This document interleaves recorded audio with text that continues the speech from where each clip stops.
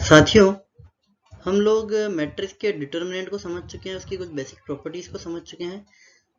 उसके next lecture में हमने मैट्रिक्स की अलजेब्रा को समझा था कि मैट्रिक्स पर एडिशन मल्टीप्लिकेशन किस टाइप से या किस प्रकार से किस अप्रोच के साथ वर्क करता है वो हमने जाना था।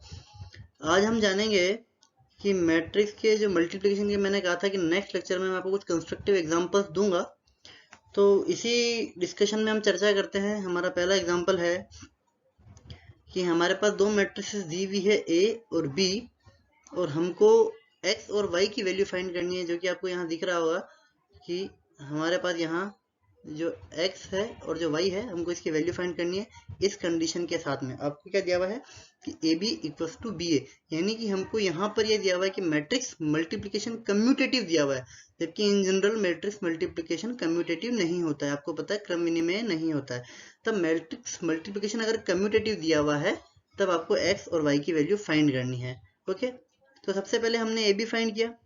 ए बी फाइंड करने का सिंपल तरीका है, आपको पता ही, पिछले लेक्चर में मैं बता चुका हूँ किस प्रकार से मैट्रिक्स मल्टीप्लिकेशन वर्क करता है, कोई दिक्कत ही नहीं हमें। तो करस्पॉन्डिंग एलिमेंट मल्टीप्लाई होते हैं। आपको पता ही है कि अगर आप A11 फाइंड कर रहे हैं, जैसे कि यहाँ ये A11 है, तो A11 यानी पहली रो पहले मैट्रिक्स की और पहला कॉलम दूसरे मैट्रिक्स का मल्टीप्लाई होगा।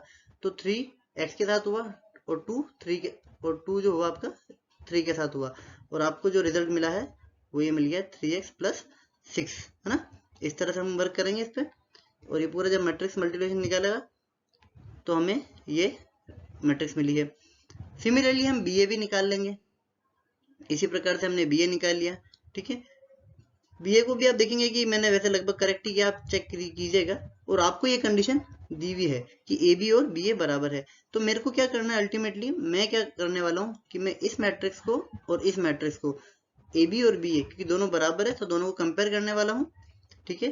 और दोनों को कंपेयर करने का सिंपल तरीका है, करस्पॉन्डिंग एलिमेंट्स हमेशा कंपेयर होता है। आपको पता हो मैट्रिक्स का अगर कंपैरिजन कर रहे हैं, मैंने आपको इक्वल मैट्रिक्स की डेफिनेशन में कहा था कि मैट्रिक्स में करस्पॉन्डिंग, एक तो उनका ऑर्डर सेम होना चाहिए इक्वल में, पहली चीज, और दूसरी करस्पॉन्डिंग एलिमेंट्स कंपेरेबल होने चाहिए। कंपेरेबल माने बराबर होने चाहिए, इक्वल होने चाहिए कि A11 और B11, A12 और B12 ये बराबर होने चाहिए, ठीक है।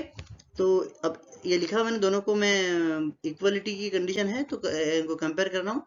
तो आप नोट कर रहे होंगे क्या कि यहाँ पर जो A11 है 3x प्लस 6 और 3, इससे तो मेरे पास एक इक्वेशन आएगी दोनों तरफ से, तो मैं इसको नहीं लूंगा। जहां मुझे कांस्टेंट टर्म में इंक्लूड हो रही वो लेता हूँ।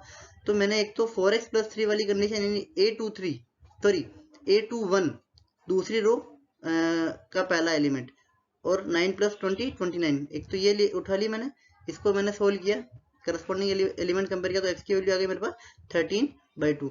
सिमिलरली मैं क्या करने वाला हूँ, सिमिलरली मैं 4y प्लस 5 इक्वल्स टू 11, ठीक है। 4y प्लस 5 इक्वल्स टू 11 लिया तो मेरे को y की वैल्यू क्या आ गई 3/2, ठीक है। इस तरह से हम इसको सॉल्व करेंगे और हमको हमारा रिक्वायर्ड सॉल्यूशन मिल जाएगा। सिंपल एग्जांपल था, एग्जाम में इसी तरह के एग्जांपल्स पूछे जाते हैं, तो ध्यान देंगे आप। चलते हैं हमारे नेक्स्ट एग्जांपल की तरफ।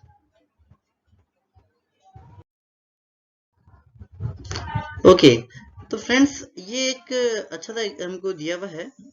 अब देखेंगे कि आपको एक मैट्रिक्स ए दी हुई है और आपको बोल रहा है कि ये जो मैट्रिक्स है ये प्रूव करना कि ये मैट्रिक्स हमारी इस इक्वेशन को सेटिस्फाई करे, A cube minus 6a² plus 25a minus 42i³। अच्छा, यहाँ जो ये i3 है ना, ये i3, ये एक्चुअली बेसिकली i3 क्या है, आइडेंटिटी मैट्रिक्स है 3×3 की, है ना। दैट इज 1 1 1, और ये होल पार्ट 0, ये होल पार्ट 0, ये i3 हो गया ना। तो इसमें आपको ध्यान रखें, कंफ्यूज नहीं होना है। तो इसको अगर मैं जब सॉल्व करता हूँ तो सबसे पहले a क्यूब निकाल लेता हूँ, ठीक है। By multiplication upon a² calculate किया, a और a 2 बार लिख दिया, ठीक है। इसको सिंपल जो अपन हमेशा से करते हैं, मल्टीप्लिकेशन में सिखा ही चुका हूँ, आपको a² की वैल्यू आ जाएगी। इसी तरह से सिमिलरली हम a क्यूब फाइंड करने वाले हैं। अब इसी को एक बार वापस से इसी a से मल्टीप्लाई कर लेंगे तो हमको a क्यूब की वैल्यू मिल जाएगी, जो कि ये रही। ओके, अब हमारे पास a क्यूब की वैल्यू है और हमको इक्वेशन से निकालना है क्या, ए क्यूब माइनस 6a², a² की वैल्यू भी है हमारे पास, ये a² की वैल्यू दैट इज, और ये a क्यूब की वैल्यू। इसको हम पूरी इक्वेशन में रखेंगे और देखते हैं left hand side equals to right hand side, left hand side और राइट हैंड साइड को हम कंपेयर करेंगे। अब हम कंप्यूट करते हैं ए क्यूब माइनस पूरी जो इक्वेशन थी वो वाली, ठीक है। ये वैल्यू ए क्यूब की वैल्यू पुट करी, माइनस 6a स्क्वायर पुट करा, फिर 25a और माइनस 42i3, ये देखो 42 और i3 ये रहा, ठीक है, आइडेंटिटी मैट्रिक्स पूरा। इसको आप करके देखेंगे तो वही है, सिंपल जोड़ बाकी आप कर लेंगे, करस्पॉन्डिंग एलिमेंट जोड़ने हैं, कोई दिक्कत ही नहीं है आपको, ठीक है। और ये आपको अल्टीमेटली 0i3 यानी 0 0 0 की नल मैट्रिक्स मिलने वाली है, जो कि लास्ट पीपीटी में हमने देखा होगा कि आपका ये इक्वल टू में यहाँ दिया हुआ था 0। एक्चुअली वो इसको 0 इस तरह से डार्क 0 करके 3 भी लिख सकता है, ठीक है, यानी नल मैट्रिक्स 3x3 ऑर्डर की, 3x3 इस तरह से भी दिया हो सकता था, वो कंफ्यूज नहीं होना। अल्टीमेटली अपनी 3x3 की ये मैट्रिक्स आ चुकी है ना, जो कि सॉल्यूशन है आपका। अब हम नेक्स्ट लेक्चर में मैट्रिक्स के ट्रांसपोज के साथ और उसकी और कुछ बेसिक प्रॉपर्टीज, इन्वर्टिबल मैट्रिक्स, इनकी बात करेंगे, ठीक है। तो जुड़े रहिए, और आपको मेरा चैनल अच्छा लगता है तो लाइक और सब्सक्राइब जरूर कीजिएगा। Thank you.